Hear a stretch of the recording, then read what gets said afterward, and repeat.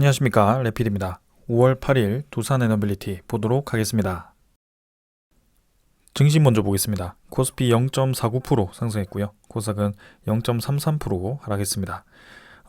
외국인 투자자 2,500억, 기관 투자자 4,500억 정도 매수하면서 코스피는 2,500선을 다시 회복했습니다. 코스닥은 이제 장 초반부터 조금씩 하락을 하면서 마지막까지 밀렸고요. 외국인 투자자가 570억 가까이 매도하였습니다. 어, 코스피 지표가 조정을 받고 쌍바닥을 다지면서 지금 이제 오른쪽을 다시 반등을 시키는 모습이고요. 고점을 한번 찍고 나서 떨어지기도 했지만 결국에는 바닥을 다지면서 다시 한번 상승을 위한 준비를 하는 것 같습니다. 그래서 2500선을 그간 뚫지 못했던 라인이었는데요. 그 라인을 뚫고부터는 지지 라인으로 삼고 다시 한번 추가적인 상승 준비하는 모습이고요. 특히 이제 코스피의 그런 특정한 투자자들 위주로, 네, 외국인 투자자 위주로 매수가 좀 많이 들어와 주고 있습니다. 하루하루가 좀 많이 들어오는 것은 아니지만 일별로 그래도 계속해서 2천억 정도씩 매수를 이어가고 있고요. 전체적으로 누적 집계를 해보면 올해 코스피에 대한 매수세가 계속 지속적으로 들어왔고 꽤나 많은 물량이 들어왔다라고 볼 수 있을 것 같습니다. 그 다음은 기관 투자자고요. 기관 투자자는 4,500억 정도 매수했지만 전날 그 전날 계속 매도했던 것에 대해서 일시적인 매수량이 들어왔기 때문에 크게 연속적인 매수는 아닙니다. 네, 그러나 외국인 투자자 위주로 좀 코스피의 그런 대형 종목 위주로 매수가 좀 이어지고 있기 때문에 그런 것들 한번 주목해서 볼 필요가 있겠습니다. 그 다음은 코스닥이고요. 코스닥은 0.33% 하락하면서 쌍바닥 마찬가지로 지지 라인을 형성하고 있습니다. 하락을 좀 하긴 했지만 여전히 이제 61선 위에서 자리를 잡고 있고요. 급락한 것에 대해서 좀 며칠 동안 자리를 잡으면서 진행이 되고 있습니다. 그래서 840포인트 정도로 진행이 되고 있는데요. 사실은 이제 이전에 코스닥이 급등해서 올라가던 그 모멘텀이 2차 전지 관련 테마 위주로 좀 상승이 강했었는데요. 지금 같은 경우는 그런 2차 전지 관련 테마가 크게 올라가지 못하면서 코스닥 지표가 상대적으로 코스피보다 좀 약세를 보이고 있습니다. 그래서 코스피가 오히려 올라갈 때 코스닥은 쌍바닥을 다지긴 했어도 크게 올라가지 못할 확률도 있고요. 어느 정도 이 800선 수준에서 계속 횡보를 이어갈 가능성이 있습니다. 그래서 그런 것들 조금 주목하면서 지켜보도록 하고요. 투자 수급도 지금 외국인 투자자는 코스피를 계속 매수하는 반면 코스닥은 계속 이탈을 하고 있다라고 말씀을 드리고 싶습니다. 자, 그래서 지수는 오늘 크게 사실은 움직임은 없었고요. 해외 증시도 마찬가지, 미국 증시는 좀 상승을 했습니다. 고용지표 호조를 보이면서 상승을 했었고요.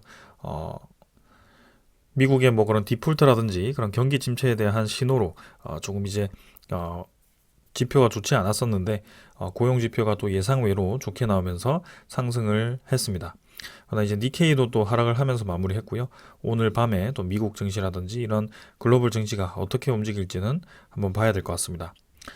이번 주는 사실 특별한 날이 많습니다. 수요일은 미국의 CPI 지표가 발표가 되고 목요일은 우리나라의 옵션 만기, 옵션 만기이고 금요일은 MSCI 리밸런싱을 위한 그런 정기 지표 변경 발표입니다. 그래서 특히 이번에는 5월, 11월에 그런 반기 리밸런싱이 있는데 이번에는 5월이고요. 리밸런싱이라고 한다면 5월 31일 수준에서 진행이 될 거기 때문에 아직 시간은 있지만 그런 편입 편출 종목 그 다음에 비중 조절에 따라서 그런 외국인 투자자에 대한 움직임이 달라질 수 있기 때문에 그런 것들도 한번 살펴보겠습니다. 자, 그래서 이런 수목금의 이벤트가 몰려 있다 보니까 월화에 사실 코스피 코스닥이 크게 많이 움직이지 않을 거라고 생각을 하고 있습니다. 그래서 관망세가 좀 이어지면서 횡보를 좀 하고 있다라고 이해를 하시면 되겠습니다. 그다음에 원달러고요. 원달러는 1340원에서 좀 하락을 하면서 진행이 되었고 그동안 이제 오랫동안 뚫지 못했던 그 라인 안으로 다시 진입을 했습니다. 섣불리 지금 환율이 급격하게 떨어진다라고 판단하기 어렵기 때문에 일단 계속 지켜보긴 하겠으나 결국에는 환율은 월봉 입장으로 보았을 때는 떨어지는 방향으로 진행이 계속 되어 가고 있다라고 이해를 하시면 되겠습니다. 시간의 문제이지 지금 당장에서야 뭐 다시 반등을 한다라고 해도 결국에는 환율은 계속 떨어지는 방향으로 진행될 수밖에 없다라는 것입니다. 자, 그 다음은 지수 선물이고요. 선물 지표 미국 증시 크게 변화 없습니다. 상승 하락 거의 부합 수준으로 진행이 되고 있고요. 유럽 증시는 EU 지표가 지금 0.16% 상승하면서 마찬가지 큰 변화 없이 진행 중입니다.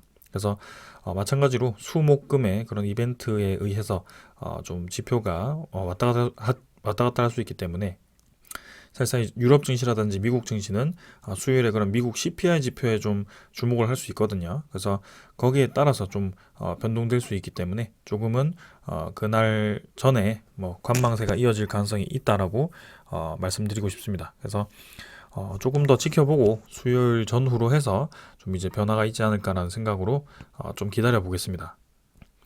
그러나 그 CPI 지표가 예상치대로 나오면 당연히 좋겠지만 혹여라도 조금 높게 나오더라도 크게 뭐 문제는 되지 않는다라고 생각합니다. 그렇다고 해서 금리를 5.25%로 마무리할 거를 뭐 6%까지 올린다라는 것이 아니기 때문에 해봐야 이제 5.5% 수준까지 예상을 할 수 있기 때문에 뭐 크게 시장의 대세에는 변화는 없을 거라고 생각을 합니다. 그리고 CPI 지표가 이번에 발표되기 전에 사실 이런 원자재 가격들이 좀 많이 하락을 했었기 때문에 거기에 대해서 조금 더 좋게 발표될 가능성도 있기 때문에 한번 지켜보겠습니다. 자, 최근에 이제 제가 원자재 가격 하락에 대해서 조금 우려스럽다라는 말씀을 드린 적이 있는데요. 지금은 미국 고용 지표가 또 좋게 나오면서 경기 침체에 대한 신호가 완화가 되어 버린 것 같습니다. 그래서 국제유가도 73달러를 회복하면서 지금 70달러 깨고 내려갔다가 다시 회복을 하는 추세이고요. 뭐든지 지표가 좀 급격하게 움직이면 좋지 않기 때문에 일단은 다시 시장이 안정화되는 방향으로 진행이 되고 있다라고 이해를 하시면 되겠습니다. 자, 채권 금리는 미국 국채 금리도 3.48%, 국채 시장도 지금 조금 급락을 하다가 국채 금리가 지금 다시 좀 반등을 했고요. 마찬가지로 그런 경기 침체에 대한 시그널로 급락을 했었지만 지지를 하고 있습니다. 그래서 일단 3.4%에서 크게 벗어나지는 않고 있고요. 3월부터 계속해서 비슷한 위치를 지지를 하고 있습니다.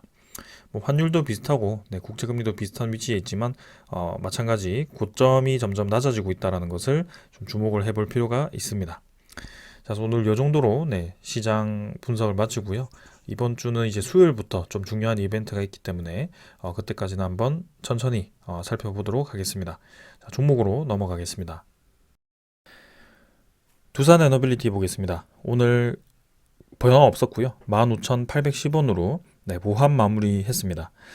상승 시작을 했지만 뭐 계속해서 이제 오르락 내리락을 하면서 마무리가 되었고요. 마지막에는 주가가 좀 눌러지면서 진행이 되었습니다. 시간의 거래량은 거의 뭐 평소보다 적었고요. 15,800원, 10원 정도 하락했기 때문에 크게 중요하지 않게 마무리되었습니다. 일단은 한 6일 연속 5일 연속 하락을 하던 그 하락이 5월 4일자로 이제 멈추었고요. 오늘도 하락은 하지 않았습니다. 그러나 이제 기분 좋게 올라가지도 못했습니다. 그래서 꾸역꾸역 이제 눌러지면서 마무리가 되었고요. 거래량은 이제 대폭 감소되었죠. 350만 주로 마무리가 되었습니다. 그래서 평소보다도 좀 많이 거래가 감소해서 마무리가 되었고요. 두산 에너빌리티가 고점을 한번 돌파하고부터는 사실 500만 주 아래로 거래량이 떨어진 적이 없었는데 오늘 좀 떨어지면서 진행이 되었습니다. 자, 그만큼 이제 하락에 대한 하방 물량이 좀 진정이 되었다라고 생각을 하고 있고요. 뭐 빨리 떨어진 만큼 빨리 회복을 하면 좋겠지만 지금은 일단은 자리를 잡는 것부터 먼저 해야 될 것 같습니다. 그래서 사실 이전과 굉장히 패턴이 유사하거든요. 그래서 바닥을 찍고 반등을 시작하는 그 전 단계라고 좀 생각하시면 될 것 같고요. 지금은 오르락 내리락을 네 번째 이제 진행을 하면서 결국엔 또 원점으로 돌아온 상황입니다. 이전에는 저점을 점점 높이면서 진행이 되었다면 이번에는 그런 웨스팅하우스와의 소송전에 대한 그런 소식으로 인해서 조금 더 하락을 시켰다라고 보시면 될 것 같고요. 그러나 여전히 지금 이 정도 라인에서 주가를 받쳐준다면 저는 뭐 크게 이전과 다를 게 없다라고 생각을 하고 있습니다. 그래서 여기서 어떤 형태로 바닥을 형성할 것인가, 그리고 어떤 형태로 만들고 다시 이 구간을 뚫고 나가줄 것인가, 뭐 그런 것들을 좀 중점적으로 볼 필요가 있겠습니다. 사실 지금 상황에서는 뭐 기술적으로 더 분석할 것은 크게 없습니다. 일단 아쉽게도 고점을 이제 뚫고 나가는 구간에서 그런 이슈에 의해서 조금 하락을 했지만, 그 이슈가 치명타는 아니었다라고 좀 말씀을 드리고 싶다라고 지속적으로 언급을 드립니다. 자, 일단은 일별 차트는 뭐 크게 볼 게 없기 때문에 넘어가도록 하고요. 월봉도 이쯤 해서 좀 반등하면서 5월 달에 월봉은 좀 이제 아랫꼬리를 달고 위로 양봉이 좀 나왔으면 하는 바람입니다. 그 다음 투자자 수급이고요. 기관 투자자가 3,800주 매수해왔고 외국인 투자자가 81만 주를 매도했습니다. 그래서 기관 투자자가 이제 그동안 많은 물량을 뱉었는데요. 기관 투자자 전체 뭐 집계이긴 하지만 그래도 플러스로 전환되었다는 점 자체가 쏟아지는 물량이 어느 정도 멎었다라고 볼 수 있을 것 같고요. 금융 투자가 이제 14만 주 매수했고 보험, 투신발 그 물량은 거의 이제 죽었습니다. 그러나 이제 연기금 투자자가 다시 12만 주 정도를 매도하면서 전날 이제 매수를 했던 물량보다 많이 매도를 했고요. 이대로 이제 또 계속 매도를 이어가는지도 한번 체크를 해보겠습니다. 일단은 최근에 6.5% 수준의 그런 지분을 확보했다라는 공시가 뜰 만큼 두산 에너빌리티의 연기금 투자자가 많은 물량을 지금 매수를 해놓은 상황인데요. 이 이후의 움직임을 좀 더 주시해 보겠습니다. 지금 기관 투자자, 외국인 투자자가 매도로 접근을 했지만 결국에는 이번 주 목요일에는 옵션 만기일이 앞두고 있습니다. 그래서 그 만기일 이후에 어떤 움직임을 보일지도 한번 봐야 되고요. 금요일에 또 MSCI 리밸런싱을 위한 그런 정기 지표 변경이 있기 때문에 거기서 또 두산 에너빌리티가 어떤 영향을 받을지도 한번 봐야 될 것 같습니다. 그래서 이번 주는 좀 큰 움직임을 바란다기보다는 적절하게 그런 관망세라든지 아니면 그런 지표에 의해서 바닥을 다지는 그런 움직임이 나온다라고 생각을 하고 있고요. 그 이후 다음 주 정도가 이제 반등을 할 수 있다면 그런 시기가 아닐까라는 생각을 합니다. 자, 그래서 두산 에너빌리티 계속해서 비슷한 패턴으로 진행이 되어 가고 있다라고 말씀을 좀 드립니다. 그 비슷한 패턴 중에 하나가 공매도 잔고입니다. 공매도 잔고를 보시면 5월 2일자로 630만 주, 5월 3일자로 770만 주로 140만 주 가까이가 증가를 했고요. 아무래도 이 공매도 1거래도 97만 주로 많았고요. 외국인 투자자에 대한 매도 물량도 많았던 날이었습니다. 그래서 예상대로 또 이제 이런 대규모의 공매도 잔고가 증가를 했고요. 5월 4일자도 마찬가지 62만 주, 오늘도 56만 주가 거래되면서 전체 공매도 잔고가 계속 늘어나지 않을까라는 생각을 하고 있습니다. 그래서 잔고가 이제 최저치로 감소를 했다가 다시 늘어나기 시작했고요. 본격적으로 늘어나기 시작했던 지점이 이때입니다. 5월 2일자부터 본격적으로 늘어나기 시작했고요. 자, 또 공교롭게도 그 주 공매도 세력이 눈에 띌 정도로 거래를 하고 있습니다. 자, 일단 먼저 거래원을 살펴보시면 모관소울이 또 이제 전일에 70만 주를 매도했었고요. 최근에 5일 동안의 집계를 보시더라도 이 모관소울이 166만 주를 매도할 만큼 매도를 집중적으로 진행을 하고 있습니다. 우리가 일반적으로 볼 때는 이제 신한증권 창구로 매도가 많이 나왔는데 실제로는 이제 모관소울로 매도가 많이 잡히고 있고요. 오늘 같은 경우도 모관소울이 매도 상위 종목에 상위 위치에 하고 있습니다. 그래서 44만 주를 뱉어내면서 주가를 이제 꾸역꾸역 누른 그 주범이다라고 말씀을 드리겠습니다. 그래서 그동안 60일 동안의 집계에서 공매도를 대량 상환하면서 모관서울이 아직까지도 510만 주를 누적 순매수한 것으로 나오는데요.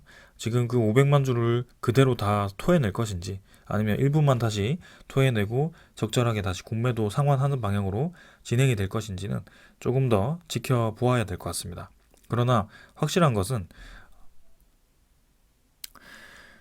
주가가 오르락 내리락을 반복을 하면서 공매도 잔고가 증가, 하락을 계속 반복을 하고 있다 라는 점이고요.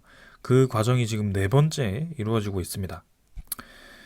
이번에 하락은 사실 이제 투신 대한 그런 매도 물량으로 고점에서 좀 가파른 하락이 있긴 했지만 그 아래부터의 추가적인 하락은 지금 5월 달 들어서부터 외국인 투자자에 대한 집중적인 매도로 인해서 하락을 했다라고 볼 수 있을 것 같고요. 오늘 같은 경우도 상승을 좀 반납시키는 주요 투자자는 모관서울이었습니다. 특징은 한번 공매도를 늘리기 시작하면 주기적으로 계속 이제 늘리면서 주가를 하방으로 눌리고요. 그 하방에 의해서 내려가더라도 일정 이상 내려가지 않는다는 것이 특징입니다. 그리고 공매도를 늘리는 것을 끝내고 상환하기 시작했을 때는 주가가 또 빠르게 상승을 하는 특징인데요. 이번에도 이제 그런 움직임이 다시 한번 나와줄 것인지는 좀 더 보아야 될 것 같습니다. 그래서 지금은 시간이 조금 더 필요해 보이고요. 조금 더 천천히 한번 접근을 해봐야 될 것 같습니다.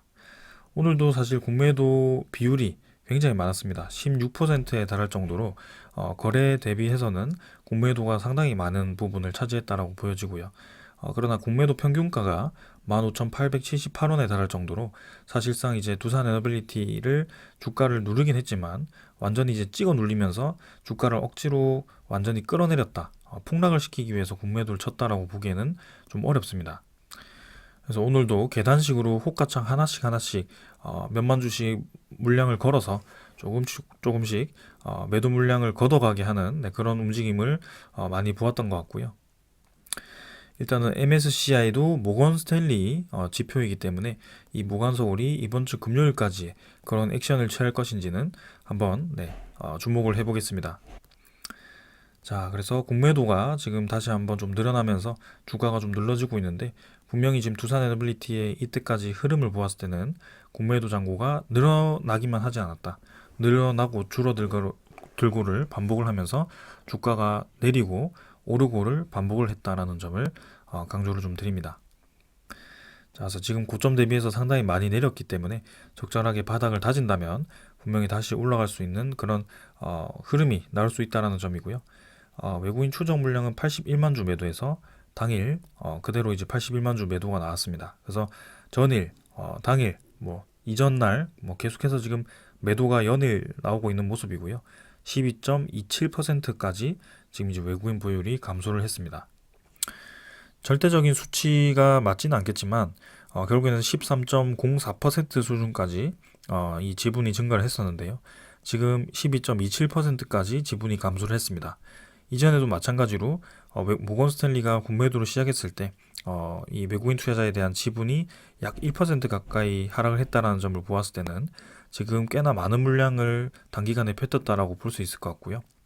추가로 나올 수 있는 그 기간과 물량이 이제는 생각보다 많지는 않을 것 같다라고 생각을 합니다. 그렇다는 것은 이제 다시 한번 단기 바닥을 다지기 위한 작업이 진행이 될 수 있고 거기에 대해서 반등을 할 수 있다라고 생각을 좀 하기 때문에 천천히 한번 보도록 하겠습니다. 그 다음은 신용 물량입니다. 대차잔고. 대차잔고는 지금 최근에 급격하게 늘어나는 건 아니지만 지금 한 5일 정도 야금야금 늘어나고 있거든요. 그래서 오늘 체결이 46만 주, 상환이 17만 주 가까이 진행되면서 한 30만 주 가까이가 증가를 했습니다. 그래서 2,400만 주 수준에서 2,540만 주까지 조금씩 늘어나다 보니까 크게 티는 안 났지만 그래도 계속해서 누적으로 올라가고 있기는 합니다. 하지만 두산 에너빌리티의 전체 대차 잔고를 본다면 지금은 상당히 낮은 구간에 위치를 하고 있다는 것을 알 수가 있고요. 지금 오르락 내리락을 반복을 하는 동안에 대차 잔고는 사실 크게 늘어나지 않고 계속 줄어드는 방향으로 진행이 되고 있긴 합니다. 공매도 잔고도 사실 1,500만 주 수준에서부터 점점 감소하는 방향으로 진행이 되었거든요. 이번에도 방금 700만 주까지 증가를 하긴 했지만 단기 고점으로 따진다면 고점이 점점 낮아지는 움직임이 진행이 되고 있습니다. 그 공매도 잔고와 대차 잔고 이런 주가와의 추이 관계는 이전에도 한번 제가 정리를 드렸었는데 다시 한번 데이터가 모이면 또 한번 여러분들께 정리를 하는 그런 시간을 가져보도록 하겠습니다. 자, 그래서 대차 잔고까지 다 확인을 했고요. 단기간에는 지금 주가가 좀 급락을 한 상황에서 지금은 바닥을 지지를 하는지 그 여부를 한번 살펴보고 대응을 해야 될 것 같다라고 말씀을 드리겠습니다. 자, 오늘 차트는 이 정도로 좀 살펴보았고요. 소식 전해드리도록 하겠습니다. 먼저 전해드릴 소식은 뉴스케일 파워가 국제기구에서부터 품질 경쟁력을 인증을 받았고요. ISO 인증을 획득을 했다라고 합니다. 그래서 설계 인증에 이어서 이제 ISO 인증까지 받으면서 이제 뉴스케일 파워가 품질 경영 시스템의 경쟁력을 인정을 받았고요. 삼성물산과 두산에너빌리티, GS에너지가 지금 이제 협력해서 뉴스케일 파워와 이 프로젝트를 진행할 예정이기 때문에 이 3사에 대해서 수혜를 볼 수 있다라는 그런 전망이 나오고 있습니다. 그래서 SMR에 대해서 가장 지금 빠르게 진행이 되어 가고 있고 단기적으로는 가장 빠르게 수혜를 볼 수 있는 그런 뉴스케일 파워이기 때문에 조금 더 기대가 되는 것 같습니다. 뉴스케일 파워는 지금 이제 미국의 아이다호주의 프로젝트를 진행 중이고 이전에 미국 이외에 루마니아라든지 폴란드 쪽에서도 추가 프로젝트를 거의 확정적으로 얘기를 했었습니다. 그리고 이제 최근에 뭐 필리핀이라든지 뭐 그런 여러 곳에 지금 돌아다니면서 협력을 하고 있는 상황이고요. 그런 관점에서 우리나라 경북 울진에도 그런 프로젝트를 검토를 한다라는 소식이 나왔습니다. 그래서 그 프로젝트는 아직 확정이 되진 않았지만 이후에 SMR 시장이 확대됨에 따라서 우리나라 내에도 SMR을 도입할 수 있다라는 뉘앙스를 보였고요. 특히 이제 뉴스케일 파워와 우리나라의 그런 여러 기업들이 직접적으로 관련이 되어 있다는 점에서 상당히 의미가 있었습니다. 시장 자체가 이제 2035년까지 거의 630조 수준으로 성장을 한다라고 예견이 되어 있기 때문에 개수로 따지면 이제 수백 개는 건설이 되어야 되지 않을까라는 생각입니다. 그만큼 이제 급속도로 이 시장이 성장할 가능성이 있다라고 말씀을 드리는 거고요. 이 SMR 같은 경우도 제일 빠른 것이 아이다호주에 2025년부터 착공이 된다라고 본다고 한다면 2030년대에는 이제 완공되는 그런 SMR이 많아질 거고요. 이미 지금 제작 검토가 들어가고 그런 부품들이 제작이 들어가야지 2030년대에 완공을 하고 본격적으로 운영을 할 수 있는 수준이 됩니다. 그렇기 때문에 이 시장에 대한 630조가 나온다라는 것은 사실상 이제 2024년, 7년까지 굉장히 많은 물량의 그런 SMR이 발주가 진행될 가능성이 크다라는 것이고요.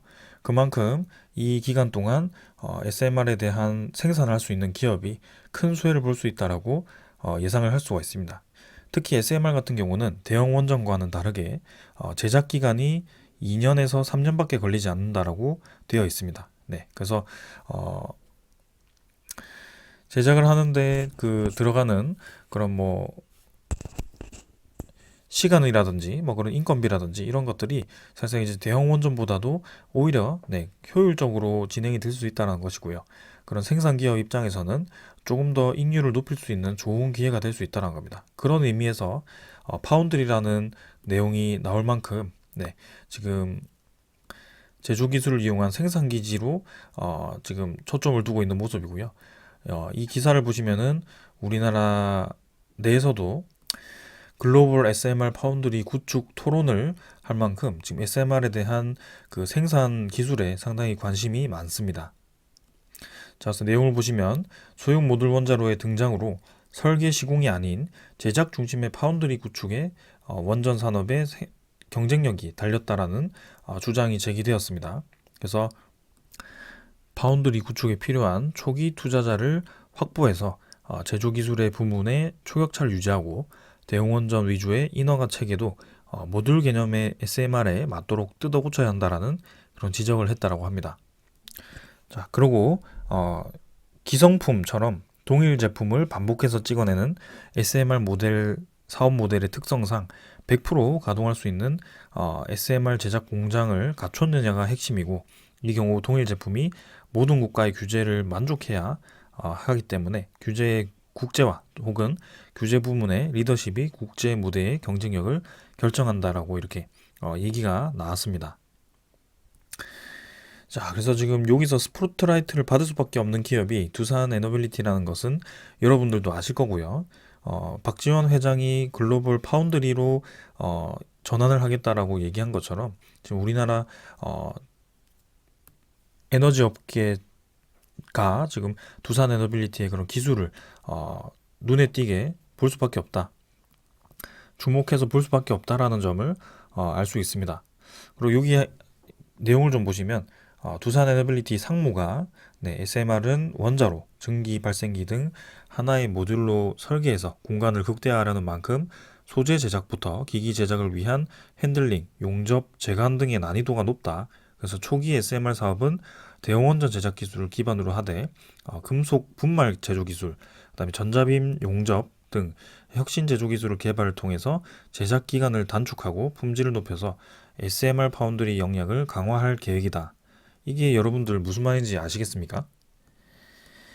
그냥 쉽게 보고 넘어갈 수도 있지만 금속 분말 제조 기술이라는 것은 3D 프린팅을 이용할 수가 있습니다. 네, 두산 에너빌리티가 얘기하는 3D 프린팅 기술은 분말을 이용해서 레이저를 조사해서 그 분말을 빠르게 원하는 물질로 성형하는, 원하는 형태로 성형하는 기술을 가지고 있고요. 특히 3D 프린팅을 확대하기 위해서 독일의 그런 기업들과 프랑스 기업이었나요? 3D 프린팅 도입 대수를 늘리기로 한 것으로 알고 있습니다. 그리고 이렇게 이제 제작 기간을 단축하고 품질을 높인다라는 것은 이 3D 프린팅과 같은 이런 생산을 빠르게 할 수 있죠. 그래서 한 번에 찍어내기 때문에 그런 설계도만 놓으면 빠르게 생산할 수 있는 생산 기지를 구축하겠다라는 것이고요. 그렇다면 플랜트 공사와 같이 아주 장기화되어서 매출이 조금씩 인식이 되는 것과는 달리 이런 기자재 공급은 이제는 두산 에너빌리티의 그런 중고급 이미지를 벗어나서 진짜 파운드리 기업으로서의 역할을 할 수도 있다. 이익률이 상당히 많이 개선될 수 있다는 것을 우리가 알 수가 있습니다. 그래서 예를 들면 그냥 두산 밥개처럼 그런 제품을 하나 둘씩 파라는 것이죠. 그래서 그런 느낌으로 진행될 거기 때문에 많이 기대가 됩니다. 자, 그리고 여러분들 저렇게 이제 금형 제작하고 그렇게 많은 부품을 생산할 수 있는 기지가 이 사우디에서 주목을 받을 수 있습니다. 제가 어제도 말씀드렸다시피 사우디에서는 이미 두산 에너빌리티와 주단조 소재 공장을 1조 원 규모로 계약을 했고요. 그것을 이제 단독으로 이제 사우디가 진행하는 것이 아니고 두산 에너빌리티와 그런 국영 기업들이 합작사를 세워서 세우는 그런 플랜트입니다. 근데 단순히 플랜트를 제작하는 것에서 끝나는 것이 아니고 그 플랜트를 이용해서 추후에 그런 기자재를 생산할 수 있는 아주 큰 기지로 만들겠다라는 포부를 가지고 있고요. 거기에 신재생에너지에 대한 파트까지 생산할 수 있다라는 뉘앙스를 보였습니다. 근데 지금 내용을 보시면 SMR에 대한 시장이 확대가 되었을 때 SMR에 대한 공장을 생산 기지로 이용할 수 있는 공장이 될 수 있다라고 저는 생각을 하거든요. 그래서 사우디 쪽에서는 지금 단순히 이제 네옴시티를 건설하는 것에서 끝나는 것이 아니고 이 네옴시티가 자급자족할 수 있는 에너지라든지 그런 식수를 무조건 확보를 해야 되는 상황입니다. 그래서 그 에너지를 이제 어떻게 자급자족을 할 것인가에 대해서는 신재생에너지가 검토가 되긴 했지만 신재생에너지만으로는 이 많은 에너지를 공급하기는 부족할 수 있습니다. 그래서 뭐 LNG라든지 뭐 그런 화력발전이라든지 그런 것들이 있지만 결국에는 이제 SMR이 대안이 될 수 있는 상황이고요. 이전에도 중동 쪽에서 SMR에 대해서 계속 주목을 해왔고 특히 UAE 같은 곳에서도 SMR에 투자를 할 수 있다라는 그런 뉘앙스를 보였기 때문에 그리고 우리나라 ISMR 있죠. 그런 혁신형 SMR을 이 사우디와 같이 공동 개발을 한 모델입니다. 그렇기 때문에 SMR에 대한 기술을 이 사우디에서 일찌감치 관심을 가져왔기 때문에 두산 에너빌리티와 굉장히 긴밀한 협력을 가질 수 있다라고 생각을 하고요. 그런 이런 에너지 관련 플랜트에 들어가는 기자재를 분명히 그 공장에서 생산할 수 있는 기회가 될 수 있다고 생각을 합니다. 그래서 여기서 핵심적인 내용은 사우디아라비아가 기계 장비 부문에서 35조 규모 원에 달하는 투자 보따리를 풀었는데 수입 비중을 줄이고 자체 공급망을 구축해서 산업 경쟁력을 강화하겠다는 것입니다. 자체 공급망을 구축한다는 것은 생산 기지를 만들겠다는 것인데요. 그 대표적인 것이 두산 에너빌리티의 그런 주단조 생산 공장입니다. 그냥 건물을 짓고 뭐 그런 해수 담수화 플랜트를 짓고 그 다음에 해상 풍력이라든지 뭐 그런 것들 아무리 지어봤자 사실 두산 이 사우디 입장에서는 이 기술이 자급화가 되지 않습니다. 네. 결국에는 하나를 지어도 계속 수입을 해야 되는 상황인데요. 저렇게 이제 투자 회사를 두어서 네, 실제로 이제 지분을 나눠서 투자 회사를 설립해서 네, 지금 공장을 하나 세워서 거기서부터 부품을 생산하는 기지를 만든다면 사우디의 그런 꿈이 이루어지는 것이죠. 그게 이제 두산 에너빌리티의 역할이 될 수 있습니다. 자, 그래서 저 35조 원이라는 얘기가 나왔지만 뭐 추가적으로 두산 에너빌리티가 어떤 수혜를 받을지는 모르겠지만 분명히 이제 이 진행되어 가는 프로젝트들이 뭔가 딱딱 맞아 떨어져 간다라고 생각을 하고 있습니다. 네. 자, 그래서 사우디 관한 소식도 지금 조용한데요. 하반기 그리고 남은 이제 상반기에 소식이 나올 수 있을지 한번 기다려 보겠습니다. 그다음에 이제 스웨덴 총리와 이제 우리나라 총리가 만났는데요. 스웨덴 기업들이 우리나라 SMR에 관심을 보이고 있다고 합니다. 그래서 원자력 발전 6기가 지금 대형 원전이 있는데요. 2030년대 중반쯤엔 그것들을 모두 SMR로 바꾸려고 검토를 하고 있다고 합니다. 그래서 이제는 대형 원전에 대한 신규 건설보다도 SMR에 대한 시장이 조금 더, 아니 훨씬 클 수 있기 때문에 저렇게 여러 국가들이 지금 우리나라에 러브콜을 보내고 그런 제작 기술을 가지고 있는 기업이 두산 에너빌리티라는 것을 여러분들께 다시 한번 강조를 드립니다. 자, 그래서 오늘 소식은 이 정도로 이제 마무리를 할 건데요. 자, 계속해서 이제 주가가 최근에 좀 떨어진 관계로 거기에 대해서 굉장히 좀 부정적인 말을 하거나 부정적인 생각을 가진 분들이 많은 것 같습니다. 뭐 당연히 이제 상승이 강해서 그 상승한 것만큼 또 하락을 했기 때문에 굉장히 이제 기분이 좋지 않을 수도 있는데요. 그러나 평소에 잘 따라오시던 구독자분들은 조용한데 뭔가 신규로 유입된 분이거나 아니면 꼭 하락할 때만 찾아오는 분들이 그런 얘기를 하는 것 같습니다. 그래서 그런 분들 때문에 사실 저는 뭐 크게 신경을 쓰지 않지만 잘 투자하고 계시던 분들도 흔들릴까봐 다시 한번 제가 이 두산 에너빌리티를 보고 있는 이유에 대해서 좀 정리를 다시 해보겠습니다. 에너지가 아니죠. 에너빌리티죠. 네. 자, 그래서 첫 번째는 당연히 재무 개선입니다. 네. 재무 개선은 여러분들도 잘 아시다시피 부채 비율이 많이 감소했고요. 그 다음에 이번에 1분기 보고서를 보시듯이 신규 수주 잔고가 상당히 많이 늘었습니다. 이전과는 비교할 수 없을 정도로 지금 많이 늘었고요. 두산 에너빌리티 부문만 따진다면 17조가 지금 신규 수주로 남아 있습니다. 그만큼 이제 두산 에너빌리티가 지금 연결 매출액이 한 15조 정도가 되지만 그건 연결이고요. 개별로 본다면 지금 이제 4년 이상의 잔고를 가지고 있다라고 보셔도 될 것 같습니다. 그만큼 일감이 지금 많이 있다라는 것이고요. 부채가 지금 더 이상 크게 늘어나지 않고 점점 이제 줄어드는 방향으로 진행되고 있다는 것은 아주 긍정적입니다.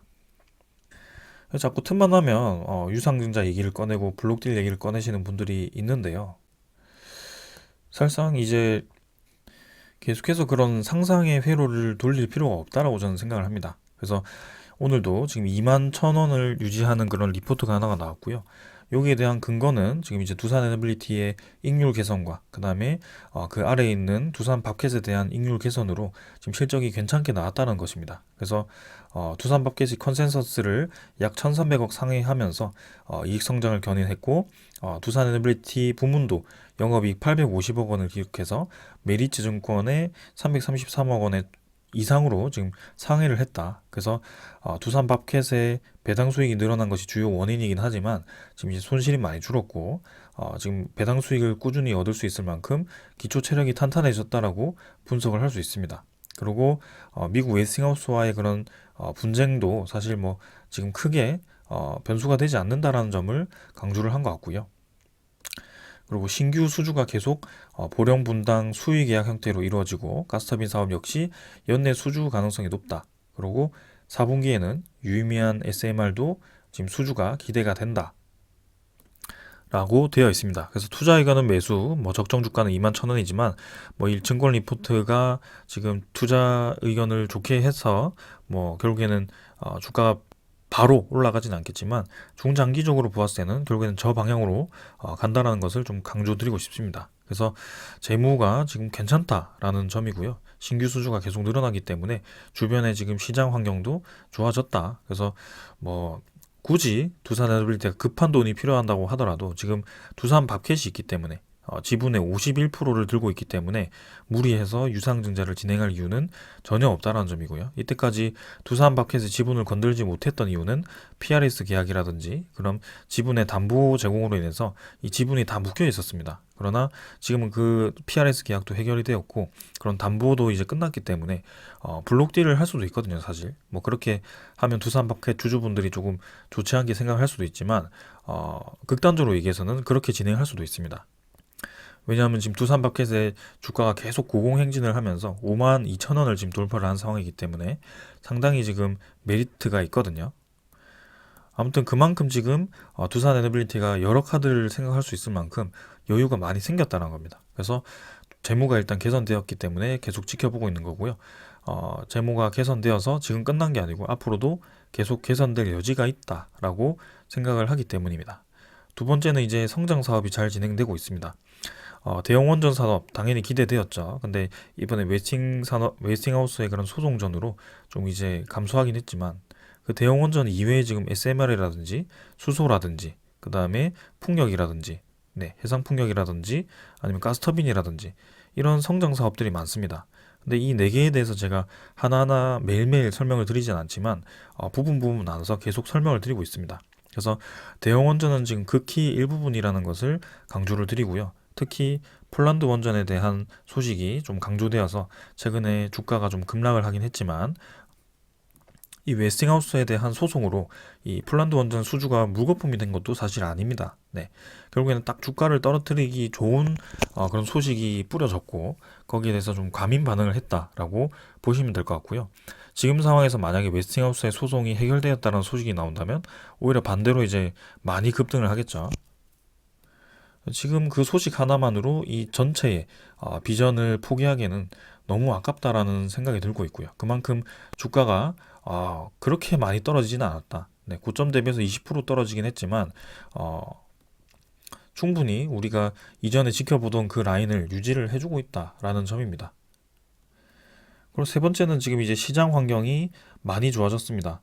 뭐 그런 아이템이 좋고 그런 사업이 이제 확대가 되더라도 좋은 아이템을 만들더라도 결국에는 팔려야지 이제 좋은 거잖아요. 근데 그 아이템들이 다 팔리기 좋은 시장이 지금 형성이 되고 있습니다. 첫 번째로 강조드렸던 점이 탈탄소 주변 환경이죠. 계속해서 지구온난화는 이슈가 될 수밖에 없고 그 탈탄소는 강조가 될 수밖에 없습니다. 근데 탈탄소를 하게 되면 기존의 에너지가 이 생산하는 에너지가 감소할 수밖에 없는데요. 그 에너지를 대체를 하는 도중에 플러스 이제 전기차와 같은 그런 새로운 에너지원이 필요하게 됩니다. 그래서 플러스 알파가 지금 상당히 많이 커지는 상황에서 이 많은 에너지를 이제 감당을 해야 되는데요. 그런 와중에 이제 러시아 우크라이나 전쟁이라든지 그런 이제 원자재 가격이 급등을 하게 되면서 이런 에너지에 대한 안정적인 수요가 필요하더라. 국가적으로 그런 에너지 안보가 상당히 중요하다라는 점에서 이제는 원전이라든지 SMR이 강조가 된 것입니다. 그리고 탈탄소의 의미에서 신재생에너지로 주목이 된 거고요. 그래서 이런 시장이 형성이 되었기 때문에 계속 지켜보고 있는 겁니다. 근데 시간이 가면서 이게 환경이 줄어들고 뭐 재무가 악화가 되고 그다음 기술력이 줄어들고 이 세 개 하나도 해당되지 않습니다. 우리가 단지 지금 경험한 것은 웨스팅하우스의 그런 소송과 사실 이제 소송도 억지스러운 소송이고요. 그 다음에 주가 그냥 단기간의 주가 조정입니다. 이 두 가지만 가지고 계속 비난을 하는 분들이 계시는데 좀 저는 이해가 되지 않습니다. 근거가 확실하지 않고요. 계속 이제 그런 얘기를 하신 분들은 좀 차단을 하고 있습니다. 그래서 이때까지 이제 제가 뭐 계속 2년을 강조하시는 분들이 계시지만 저는 사실 2020년부터 두산 에너빌리티를 지켜봐 왔고요. 네, 이전에 급등했던 라인부터 이미 두산 에너빌리티를 지켜보고 있었습니다. 그래서 이 구간이 급등한 이후의 구간이 사실 별로 마음에 들진 않지만 그때마다 강조드리는 점은 이 코스피에 대한 차트를 보시면 알 수 있습니다. 코스피가 정확히 2021년 7월부터 네, 급락을 해서 지금 이제 겨우 3분의 1 수준, 3분의 1도 아니네요. 네, 반등을 한 상황입니다. 그렇기 때문에 대형주 위주로의 하락은 불가피했다라고 말씀드리고 싶고요. 여러분들 차트 하나 켜서 삼성전자, 뭐 LG전자, 그다음에 뭐 SK하이닉스, 카카오 네이버, 네, 현대차, 뭐 기아차 이런 차트들 한번 하나씩 다 켜보시면 거의 유사한 차트들이 다 그려질 겁니다. 그렇기 때문에 지금 종목 하나만을 가지고 계속 2년을 얘기하시는데 결국엔 대형주들은 다 비슷하게 움직였다. 근데 왜 두산 에너빌리티에 비전이 있기 때문에 계속 지켜보는 것이고 그 타 대형주보다 조금 더 모멘텀이 강하게 올라갈 수 있는 때가 있을 것 같아서 계속 강조를 드리고 있다. 네. 거기에는 제가 생각해서 지어낸 얘기가 아닌 이런 근거 있는 얘기들을 정리해서 알려드리고 있다는 것을 강조를 드립니다. 자, 그래서 오늘 이 정도로 좀 말씀을 드렸고요. 이번 주는 뭐 수목금 해서 계속해서 이제 이벤트들이 있기 때문에 급등을 바라기보다 뭐 급락을 바라기보다 천천히 그냥 바닥을 다지는 정도 가볍게 좀 생각하시면서 대응을 해보시면 좋겠습니다. 자, 오늘 여기까지 하고 마무리하겠습니다. 감사합니다.